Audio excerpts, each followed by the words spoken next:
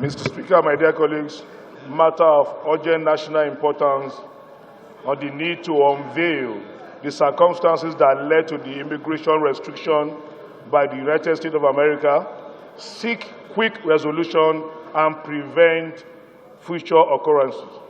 The House is aware that the United States of America on the 31st of January 2020, as a direct consequence of non-compliance with established identity management and information sharing criteria assessed by performance metrics, placed an immigration ban on Nigeria and 4 other countries: Tanzania, Sudan, Eritrea, Myanmar, and Kyrgyzstan.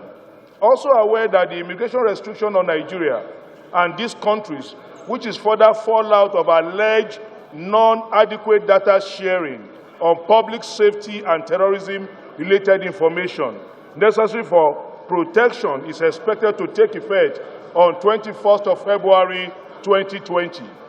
Concerned that due to the tardiness of these government agencies and officials, Nigeria was unable to meet the deadline for performance metrics, identity management, and information sharing criteria, which has led to the unfortunate immigration restrictions order placed by the USA on Nigeria. Observe that while Nigeria, through relevant agencies and top officials, was not able to meet the criteria, some developing nations like Chad, Belarus did the needful and were exempted from the immigration restriction. Worried that the immigration restriction order on Nigeria, aside having far-reaching multiplier effect on the polity, economy, and governance, attracts serious global embarrassment to our dear country. Disturbed that the immigration restriction will impact negatively and have grievous repercussions on well-meaning Nigerians who have legitimate personal, vocation, career, business, and academic transaction in the U.S. Alarmed that if the restriction order is not reversed, it may lead to more stringent diplomatic measures, not only by USA, but other developed nations, which may have serious consequences on government initiative geared towards national growth and development. Resolve: 1.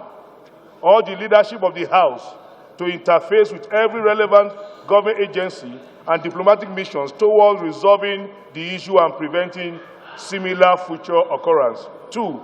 Urge the executive to expedite necessary action that may lead to the review or cancellation of the immigration restriction immediately. I so move, Mr. Speaker, my dear colleagues. Some countries that they believe were not at par with certain information required on background check of those who seek to enter their country. And these countries were written and advised to do the needful.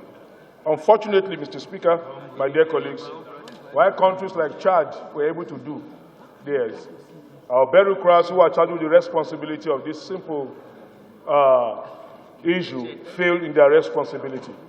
Mr. Speaker, the implication of this is that Nigerians who have legitimate business in the United States of America are subjected to unnecessary embarrassment. Some have spent 10 years, some have spent 3 years, and at the verge of completing this matter. Because of the negligence of some officials, we are in this situation. Mr. Speaker, my dear colleagues, the other part of this concern is that it is not just America that requires this information. It's a global thing these days. Anybody that is seeking to move in that direction are checked profile to be sure that whoever is coming in is cleared. Let's leave even what the National Committee will do with such things. Nigeria. Somebody commit a crime in, say, one state and move to another state. There should be this data that easily helps the security agency to put a tab on such person so as to be sure he does not move to another environment and become a threat to the society. Mr. Speaker, my dear colleagues, the intention of this motion is to appeal to the leadership, deliberately, say leadership, to interface with the agencies concerned and to do just 2 things: to make sure that we can get out of this and to see how we got here, who are the people responsible for this, and try to make sure such a thing does not occur again. Mr. Speaker, my dear colleagues, it is just to appeal to those who are accepting responsibility, to rise up to their responsibility and do not bring shame to this nation the way this decision has brought shame to us. Mr. Speaker, my dear colleagues, that is the appeal, that is the prayer, that is my appeal to you. Thank you. The motion that has been moved by my colleague, Honorable TJ, is a good one. But in the prayer, he's appealing for us to look into this and get the relevant agency to do the needful. But in the body of this motion, he mentioned clearly that the Nigerian government had 2 years to do something about this, and we didn't do anything.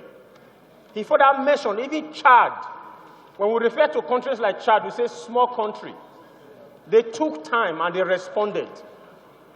So do we have to go this low when they are calling countries that are involved in terrorism, we want to top the chart? They are talking about countries that cannot enter the U.S., we want to top the chart. How low do we want to get to before we can get this right in this country? Mr. Speaker, I once had an office in the U.S., I once had an apartment and all. They refused me visa, and I closed down the business and I sold that property. So my contribution here today is as much as exactly because of for the reasons that we have Nigerian businessmen that have already settled down there. This is going to affect them. So I will prescribe, I will pray that we punish the agencies responsible for this. This should never happen again. As much as I'm in support of this, I would have actually preferred that this ban is not lifted. We have talked about people receiving treatment in Nigeria. Let's fix our primary health care centers so that even those in the villages can get treatment in the villages. Treat the tertiary and the secondary. People can get treated here. Fix our healthcare, our educational system. Our children can school here. If we fix this country, we do not need to rely on any country. We don't need to be desperate to get visas to go out of this country. Thank you, Mr. Speaker.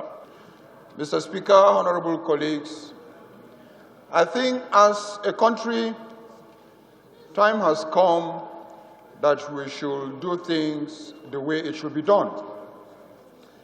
No matter the reason it is an embarrassment to Nigeria for us to receive a ban. Even receiving a ban itself is an embarrassment.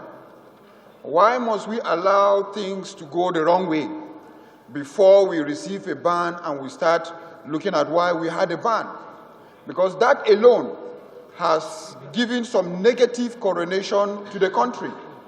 I want to put an amendment to the motion, Mr. Speaker, that the House Committee on Foreign Affairs should investigate, call the Ministry of Foreign Affairs and relevant agencies to investigate the issue. Why is it that Nigeria was banned, and report back to the House?